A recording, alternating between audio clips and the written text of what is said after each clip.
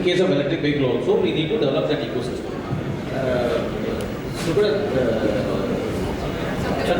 Satya, you are into a very technologically high sector, and you are into drones. We saw your drone, very impressive. Congratulations. And in India, drones are still in fancy state, and probably development can happen better in India probably because we are technologically very strong.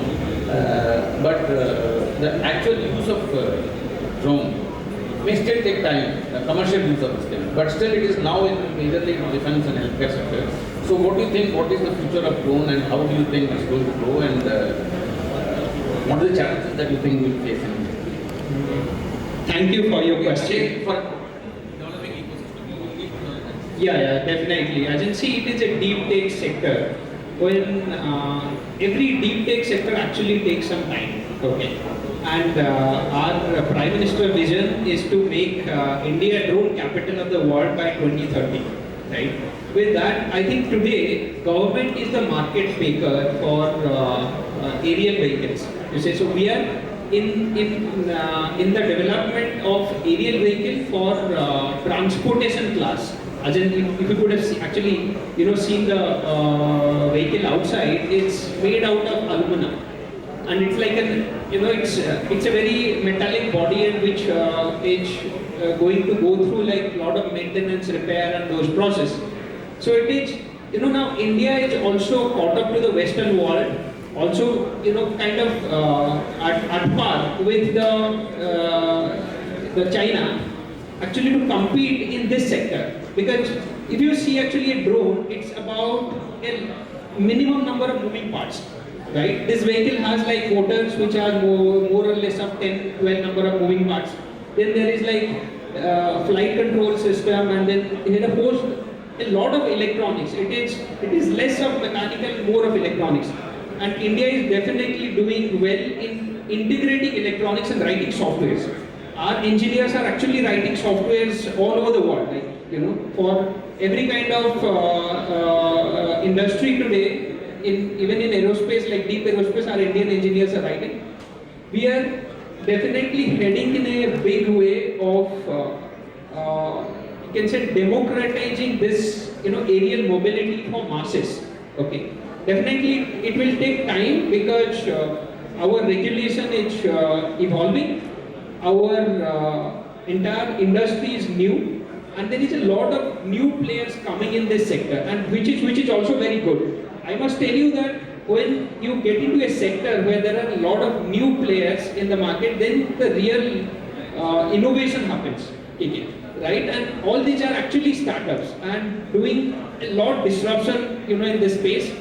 Of course, defense, disaster are the first level of use cases where these drones actually have got certain exemptions to be operated, right? And once these in the future, we will see that emergency evacuations are happening through between hospitals.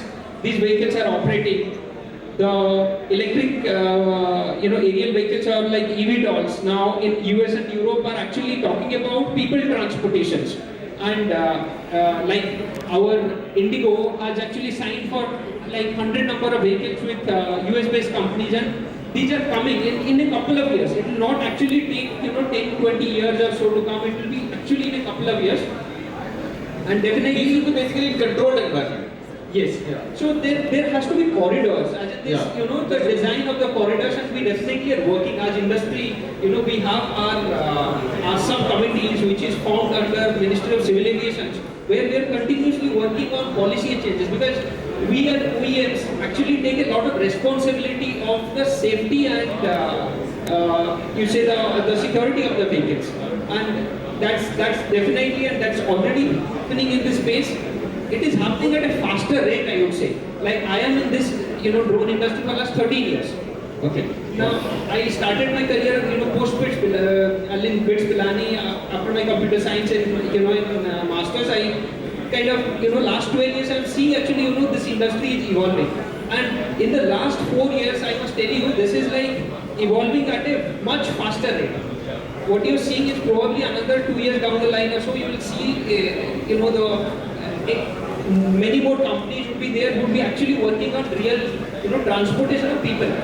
Goods is, one part people, definitely. Goods transportation, as we speak, are happening, right? Government is definitely, using in certain areas for good transportation, and our private sector have actually started adopting, these at a pilot stage. They are, Private sector, I don't know. It's still. I see tremendous potential of this in a controlled environment.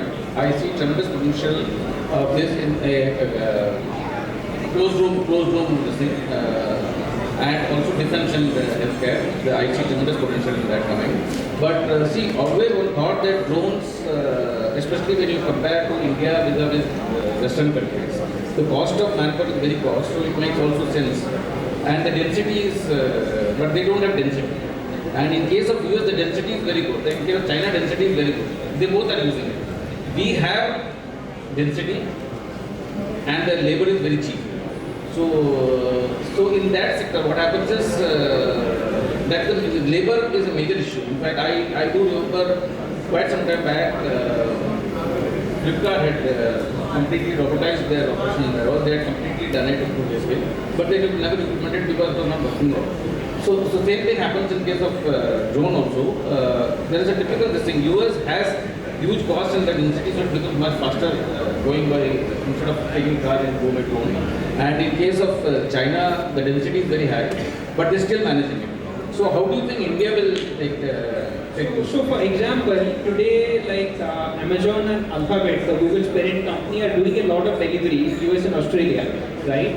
And if we see the scenarios here, right, in India, like it is actually not because the people are not available, and it is it is no, in US it is density also. It's such a large.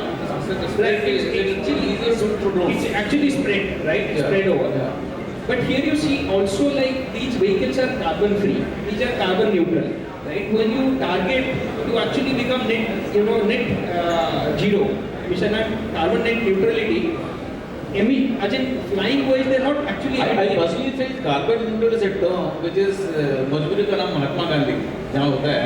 वैसे carbon neutral everybody speaks. It's a jargon, but practicing is always by force or. But Mr. Ramesh, I must tell you, like everybody start with a jargon, but they need to really deeply need to work on that. Otherwise, this neutrality will never be achieved. I have seen like factories in the US. Okay, even some of them are in India are operating on hydrogen. Like they have actually get away with ICE, the generators. The gensets are not there, and they are all on hydrogen. Hydrogen production is also not less. Okay, it is not that complex also, and they are better energy efficient, much better energy efficient. Just that initial investment cost and so on, right? High. But with that, if you run your entire factory with like a renewable energy, like then you actually are achieving, even supplying energy to the grid back, right? So solar also, some of the actually are some of the companies today actually operate on solar, and they also supply some to the feed to the grid, and we have seen like in practice. Definitely things like these are happening, and in India I see that with right policy in place, okay, with the corridor, with the drone corridors in place, we will definitely have drones flying in the sky. At the same time, the helicopters and other flying objects should be flying with proper regulations and having like the unmanned traffic management system, which is the UTM, and those testings are just beginning, but it will happen at a rapid scale. Most of our Indian companies, the software companies, are actually working in the Europe to make the unmanned traffic system happen. It will not take time for them to actually switch to the Indian context, and some of them have actually at least also started trialing it. Things are happening at a faster scale than before, and they are definitely Government is also very serious on this. Yes, They are trying to develop the ecosystem to do it. Yes. Sanjay ji, what do you think? What do you think of these sustainable new initiatives? Sustainability, as you said, and carbon neutral.